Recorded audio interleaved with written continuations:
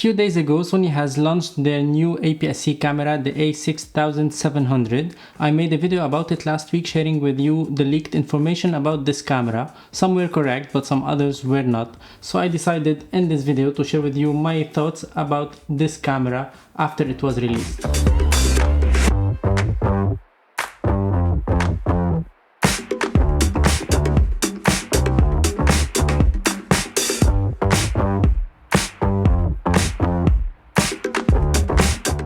Hello everyone and welcome back to another video on my channel. I'm Photorabs. I do videos about photography, filmmaking, action cams, vlogging kits, camera tech related reviews, unboxings and so on. If you're interested in these topics, I highly appreciate if you go subscribe to my channel. That's a massive help.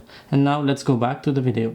As I said in the intro, last week I made a video sharing with you the latest leaks about the Sony a6700 and I was not very hyped about it. If you watched that video, you can go check it here or I'll put the link in the description below. But after the camera was released, I'm a bit confused whether I have to try it or not, whether I have to buy it or not. So let's discuss this in this video. The a6700 from Sony has the same sensor as the FX30, which is a great sensor, a 26 megapixel APS-C BSI CMOS sensor. That's an amazing sensor from Sony. It can shoot up to 4K 60 frames per second without crop in 10-bit 4:2, and it can shoot 4K 120 frames per second in 10-bit also, but in 4:0 with a huge crop of 38%. This camera has the 5-axis in-body image stabilization, one SD slot, a bigger grip for a better ergonomy. We can put the bigger battery of the Sony full-frame cameras now on this APS-C camera, which is something great.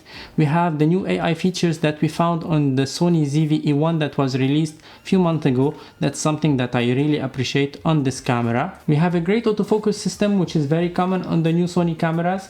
We have a flip out screen, amazing for videographers and vloggers, and for hybrid shooters we have the EVF on this camera, but let's be honest, it's on the side of the camera, so I'm not gonna get very familiar with it. I'm used to EVF in the center of the cameras, and this one is a bit weird for me. This camera cost 1,699 euros for the body only and 1,799 euros with the kit lens to the day I'm recording this video. So it's about 300 euros more than the Fujifilm X-S20 that does not have the same AI features as the new Sony camera and cannot shoot in 4K 120 frames per second in 10-bit, but I'm sure that with the new firmware update we will have this feature very soon on the Fujifilm X-S20 as well. So I think that the a6700 is gonna be the replacement camera for the Sony ZV-E10 that I really like, by the way. But on this camera we are limited to 4K 30 frames per second. We do not have the AI features that we have on the a6700. We do not have IBIS on this camera. We have a very small grip, so we cannot put bigger batteries on this camera. So that's why I think that the a6700 is gonna be the natural replacement of this camera for content creators and vloggers. And we should not forget that the price of the Sony a6700 is about twice the price of the Sony ZV-E10. That's something to take into account when deciding to buy this camera or that one. So I wish with that price we have dual SD slots, 4K 120 frames per second, 10-bit 4:2 with less crop than the 38%. And according to all the reviews I watched, we have a huge problem on the resolution of the LCD screen as well as the EVF. Come on Sony, you make the greatest OLED TVs in the market. You can do some effort on your LCD screens for the camera, right? This camera is gonna be available in Europe by the end of July 2023, and I'm still wondering whether these updates are worth the price of the new camera from Sony and whether we can find some differences in the footages between the a6700 and the ZV-E10 for the YouTube production. So that's why I'm still hesitating about getting this camera and trying it myself and build my own opinion about it.